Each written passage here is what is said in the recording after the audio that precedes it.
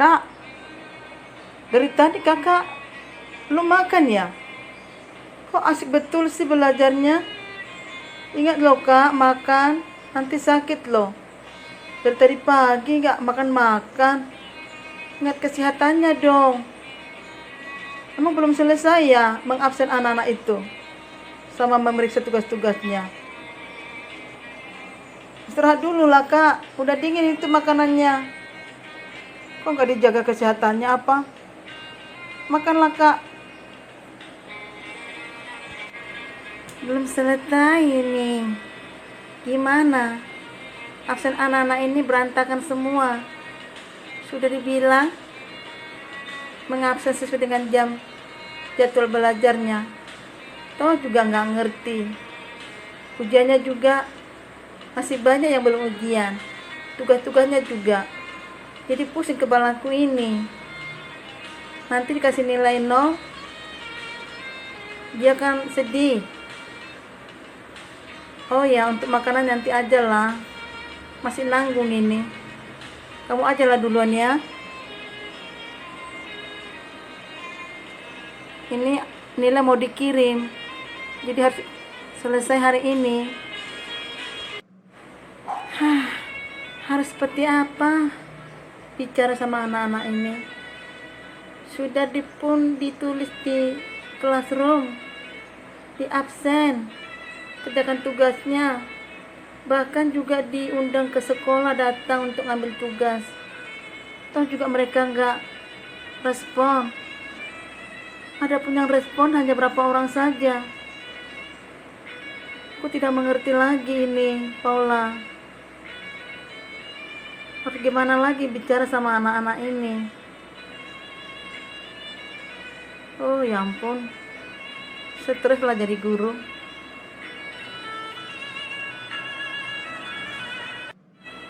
Pergilah sana Paulina, makan aja duluan. Saya akan mengerjakan ini sampai selesai. Karena memang nilai ini harus diserahkan. Dan saya juga akan persiapkan materinya untuk pertemuan berikutnya. Ya, tolong mengerti lah ya. Kamu makan duluan aja deh. Ya, biar ku selesaikan pekerjaan ini. Oh ya, maafkan ya kalau saya nggak bisa makan bersamamu.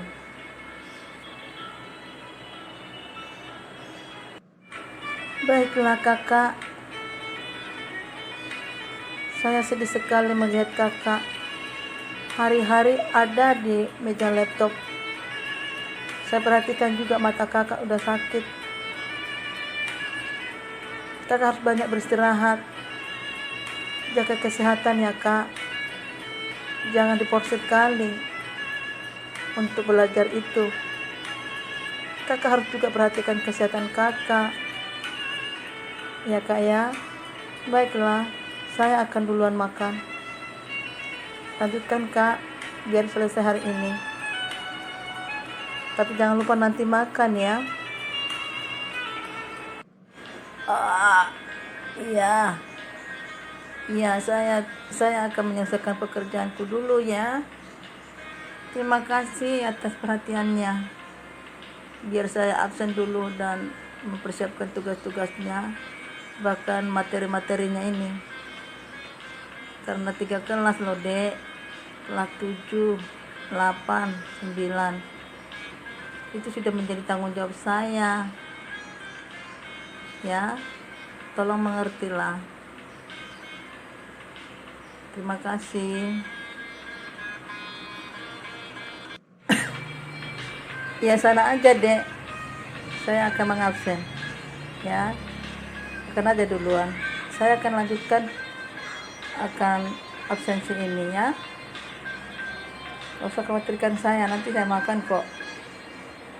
Ya, biar saya kerjakan ini, biar malam ini selesai. Karena besok ke gereja. Ya, oke. Terima kasih. Selamat pagi, selamat siang, selamat sore, selamat malam. Kembali lagi kita berjumpa dalam pembelajaran ini. Ibu mengharapkan semua peserta dimanapun Anda berada dalam lawatan Tuhan, perlindungan Tuhan. Dan satu hal, kita tetap semangat. Ya, jadi kita akan membahas masih materi yang sama,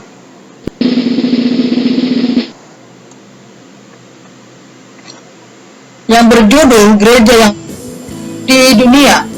Alkitab ini ya boleh dibaca supaya lebih memahami materi ini. Baik, sebelum kita melanjutkan pembelajaran, kita berdoa. Kita berdoa. Bapa dalam surga, kami berterima kasih kepada Tuhan atas anugerah-Mu, penyertaan-Mu, perlindungan-Mu, dan penjagaan Tuhan dalam kehidupan kami, sehingga di pagi hari ini kami kembali beraktivitas. Mari Tuhan, Kau tolong kami, gairahkan kami supaya kami sungguh-sungguh mengikuti pembelajaran ini. Hamba serahkan mereka ke dalam tangan pengasihan. Dalam nama-Mu Tuhan kami ucap syukur dan berdoa. Amin.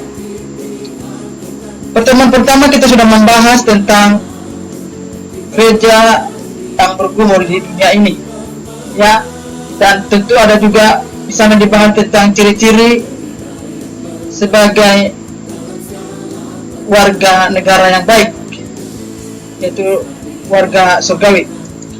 Nah, di sini kita akan membahas lebih lanjut lagi bahwa dikatakan di sini, ya, orang-orang yang tidak berbahagia, orang-orang yang tidak mampu mensyukur hidupnya, dan satu hal, mereka tidak menyadari kehidupan mereka adalah bagian dari gereja yang seharusnya harus memuliakan Tuhan.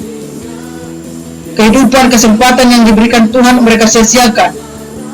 Mereka ini tidak tergolong orang yang berbahagia. Di antaranya adalah Michael Jackson, Whitney Houston, dan sebagainya. Mereka ini menghabiskan hidupnya, menghabiskan waktunya dan mengakhiri hidupnya dengan mengkonsumsi obat-obatan yang menurut mereka itu suatu kebahagiaan, tetapi semua adalah kefanaan. Mereka meninggal dengan sia-sia.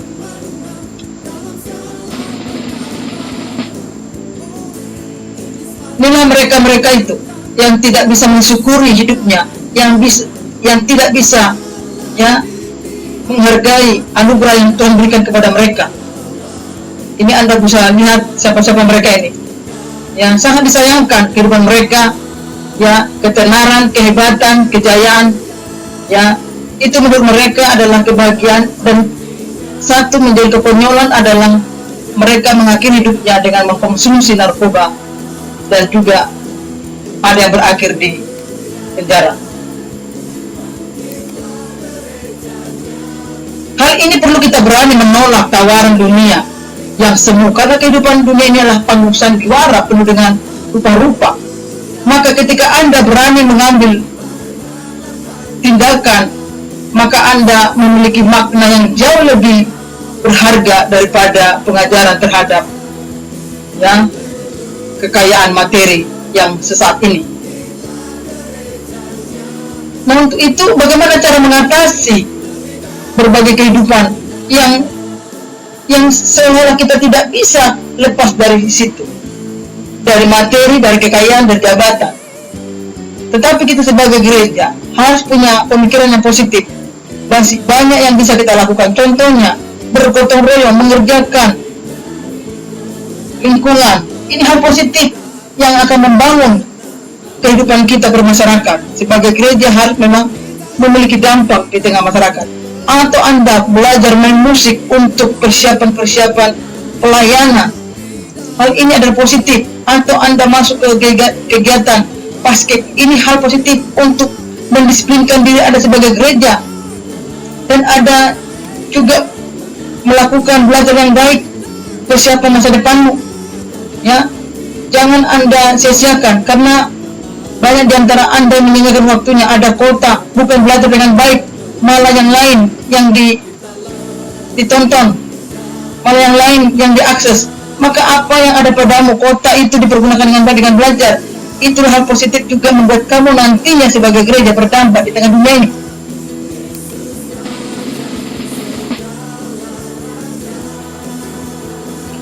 Di tengah pembelajaran ini, Ibu kasih penugasan. Yang pertama adalah apa yang dapat dibeli dengan uang. Maka bacalah artikel ini. Dari artikel ini nanti kamu memberikan intinya apa.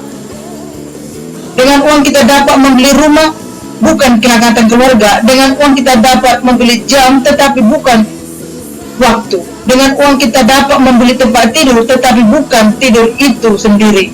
Dengan uang kita dapat membeli buku, tetapi bukan pengetahuan. Dengan uang kita dapat membeli dokter, tetapi bukan kesehatan. Dengan uang kita dapat membeli kedudukan, tetapi bukan rasa hormat. Dengan uang kita dapat membeli teman, tetapi bukan persahabatan. Dengan uang kita dapat membeli darah, tetapi bukan kehidupan. Maka dari artikel ini, apa inti daripada artikel ini? Itu yang pertama. Yang kedua adalah menjelaskan makna hidup yang saudara pahami. Sekali lagi, menjelaskan makna hidup yang saudara pahami. Jadi apa makna hidup yang Anda pahami? Selanjutnya,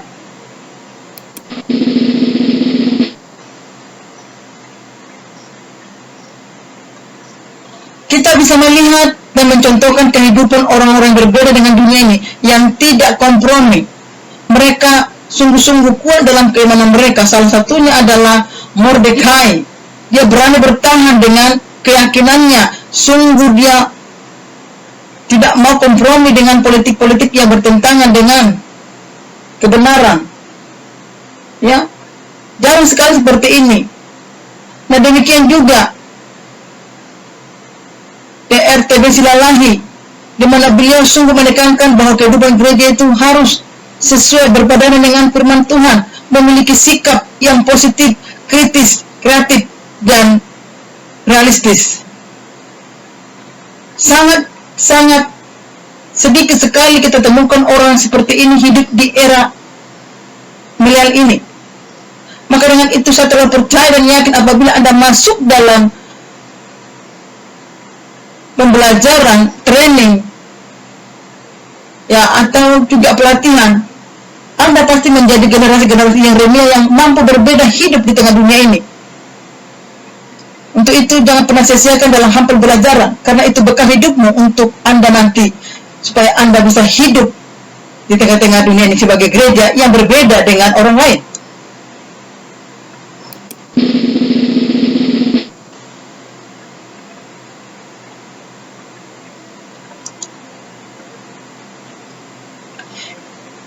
Kita harus menyadari bahwa kita adalah orang asing.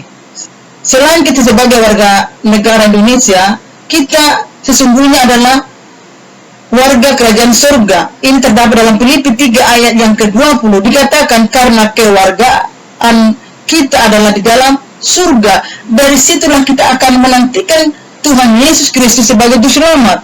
Memang kita masih hidup dalam dunia ini, tetapi sebagai warga kerajaan surga, kita hidup sebagai orang asing di muka bumi ini.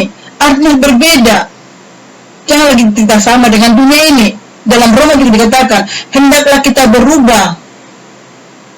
Ya, hendaklah kita tidak sama dengan dunia ini.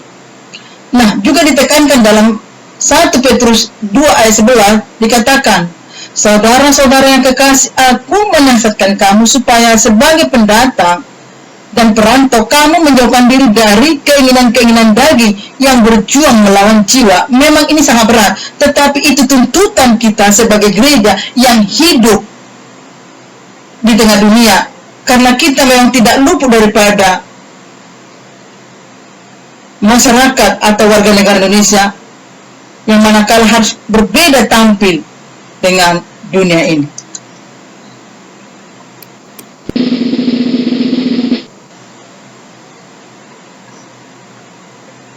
Dan hal ini juga perlu kita pahami, ya, bahwa kita sebagai gereja lupa tugas kita. Ada 3 dan 4 tugas panggilan gereja di tengah dunia ini. Harus sebenarnya kita memikirkan ini, karena itu bagian kita, karena itu tanggung jawab kita. Tetapi gereja seringkali melakukan kesibukan sendiri. Bahkan juga gereja tidak sedikit melakukan pertengkaran karena hal 1-2. Maka dengan ini gereja harus sungguh-sungguh memiliki perhatian terhadap dunia ini, atau gereja tidak boleh tutup mata terhadap dunia ini. Kita harus tampil dan hidup sesuai dengan firman. Dan juga di sini, di dalam gereja juga sibuk merebut kekuasaan, jabatan, kepemimpinan, Maka ini yang menyebabkan gereja mengalami perpecahan. Ya, munculnya gereja-gereja baru karena gila dengan jabatan, gila dengan kedudukan. Sebenarnya ini harus kita sadari sebagai gereja. Jangan kita gila hormat, tapi kita harus taat kepada perintah Tuhan.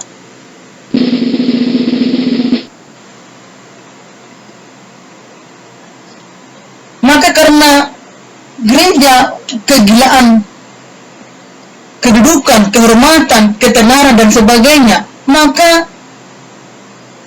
menjadi hampa. Gereja harus terpanggil sebenarnya di muka bumi ini untuk memiliki cara hidup yang berbeda. Bagaimana dikatakan firman-Nya 1 Petrus 2 ayat 12, kita harus berbeda hidup, ya. Cara hidup kita berbeda di tengah-tengah dunia ini, di tengah-tengah bangsa ini. Walaupun memang kita dicerca, difitnah, dijauhkan, dicemooh, memang demikian adanya, kita harus berani pikul salib. Kita harus berani berkata iya kalau iya, berkata tidak kalau tidak. Jangan kompromi dengan dosa. Itulah gereja yang hidup di tengah dunia, yang memiliki pergumulan untuk hidup dalam kebenaran.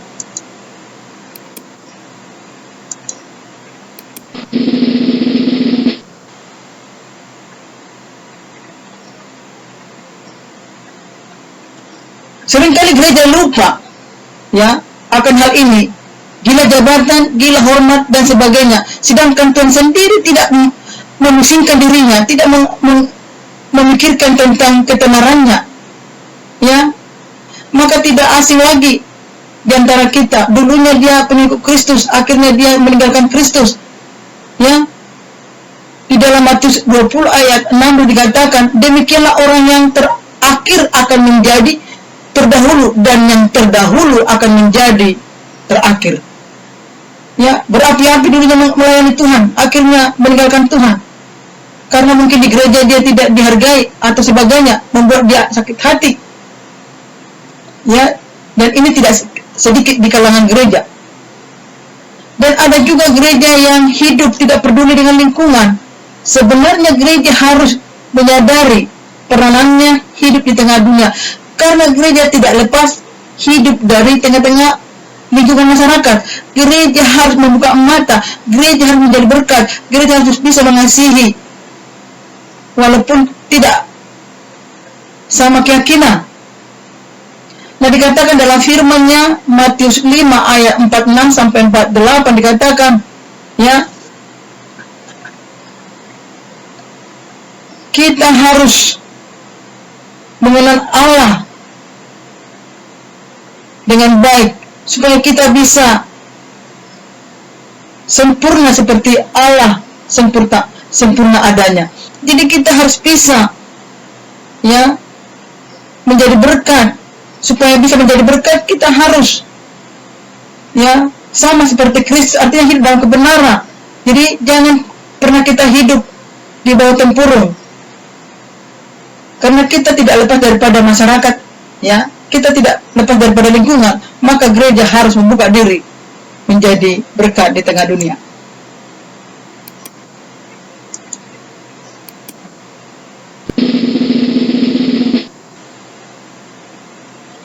Maka hal ini saya menyimpulkan materi kita bab 5 ini. Gereja yang hidup di dunia harus menjadi garam dan terang dunia, karena gereja punya tugas panggilan, yaitu kainonia, diakonia, marturia. Dan yang satu lagi adalah didaskan yang mengajar. Dan gereja tidak boleh tutup mata terhadap keadaan dunia yang jahat ini. Gereja harus hidup sesuai dengan firman Tuhan. Ya, jadi jangan main-main sebagai gereja, jangan pernah kompromi akan dunia ini. Demikianlah pertemuan kita di bab 5 ini. Dan tolong penugasannya diindahkan. Ya, jangan pernah lagi menunda-nunda waktu. Waktu adalah sangat berharga. Hidup kita ditentukan dengan waktu. Maka kita akan berakhir di bab 5 ini. Sebelum kita berakhir, kita berdoa. Kita berdoa, Bapa dalam surga, kami berterima kasih kepada Tuhan atas penyertaan-Mu yang luar biasa bagi kami. Sehingga kami, Tuhan, boleh menyadari betapa kami ini harus bisa bertanggung jawab dan bisa menjadi garam dan terang dunia di tengah-tengah dunia ini. Terima kasih Tuhan buat pemaparan ini. Biar kiranya akan makin dewasa, peserta di mana mereka berada makin dewasa, makin mengerti bahwa mereka punya tugas dan tanggung jawab di tengah dunia sebagai gereja. Terima kasih Tuhan, terpujilah namamu. Dalam namamu kami mengucap syukur dan berdoa. Amin. Jadi ucapkan terima kasih buat pertemuan kali ini, dan kiranya Anda diberkati, dan mohon Anda meresponi segala penugasannya. Terima kasih, dan God bless you. Shalom. Dan juga di sini, di dalam gereja juga sibuk merebut kekuasaan, jabatan, kepemimpinan. Maka ini yang menyebabkan gereja mengalami perpecahan. Ya, munculnya gereja-gereja baru karena gila dengan jabatan, gila dengan kedudukan. Sebenarnya ini harus kita sadari sebagai gereja. Jangan kita gila hormat, tapi kita harus taat kepada perintah Tuhan.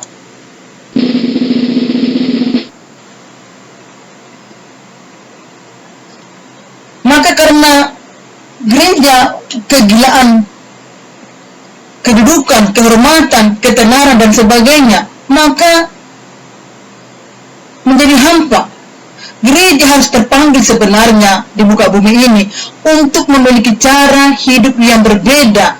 Bagaimana dikatakan firman-Nya 1 Petrus 2 ayat 12, kita harus berbeda hidup, ya. Cara hidup kita berbeda di tengah-tengah dunia ini, di tengah-tengah bangsa ini. Walaupun memang kita dicerca, difitnah, dijauhkan, dicemooh, memang demikian adanya, kita harus berani pikul salib. Kita harus berani berkata iya kalau iya, berkata tidak kalau tidak. Jangan kompromi dengan dosa. Itulah gereja yang hidup di tengah dunia, yang memiliki pergumulan untuk hidup dalam kebenaran.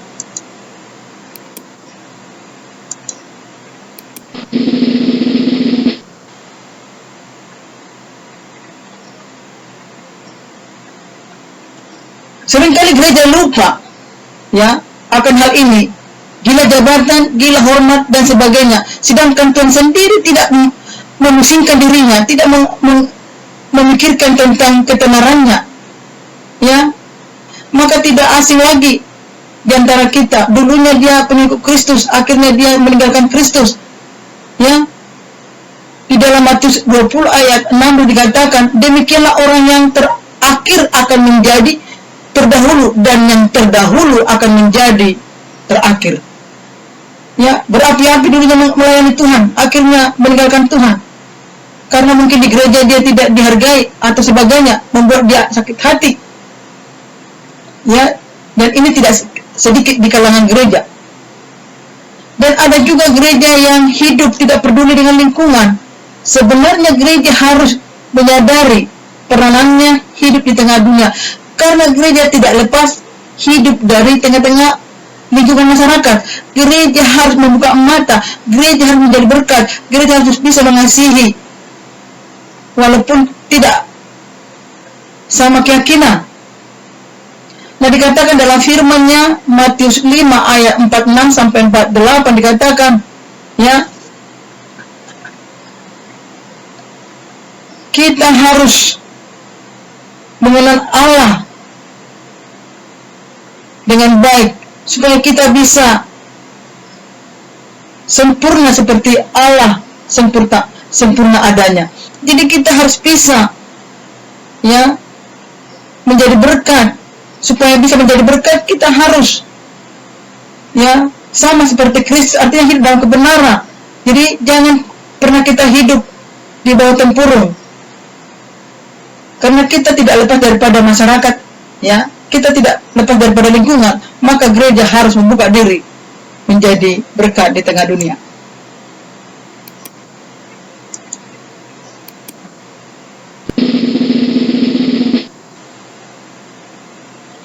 Maka hal ini saya menyimpulkan materi kita bab 5 ini. Gereja yang hidup di dunia harus menjadi garam dan terang dunia, karena gereja punya tugas panggilan, yaitu kainonia, diakonia, marturia. Dan yang satu lagi adalah didaskan yang mengajar. Dan gereja tidak boleh tutup mata terhadap keadaan dunia yang jahat ini. Gereja harus hidup sesuai dengan firman Tuhan. Ya, jadi jangan main-main sebagai gereja. Jangan pernah kompromi akan dunia ini. Demikianlah pertemuan kita di bab 5 ini. Dan tolong penugasannya diindahkan. Ya, jangan pernah lagi menunda-nunda waktu. Waktu adalah sangat berharga. Hidup kita ditentukan dengan waktu. Maka kita akan berakhir di bab 5 ini. Sebelum kita berakhir, kita berdoa. Kita berdoa, Bapa dalam surga, kami berterima kasih kepada Tuhan atas penyertaan-Mu yang luar biasa bagi kami. Sehingga kami, Tuhan, boleh menyadari betapa kami ini harus bisa bertanggung jawab dan bisa menjadi garam dan terang dunia di tengah-tengah dunia ini. Terima kasih Tuhan buat pemaparan ini. Biar kiranya kami makin dewasa, peserta di mana mereka berada makin dewasa, makin mengerti bahwa mereka punya tugas dan tanggung jawab di tengah dunia sebagai gereja. Terima kasih Tuhan, terpujilah nama-Mu. Dalam nama-Mu kami mengucap syukur dan berdoa. Amin. Jadi ucapkan terima kasih buat pertemuan kali ini, dan kiranya Anda diberkati, dan mohon Anda meresponi segala penugasannya. Terima kasih, dan God bless you. Shalom.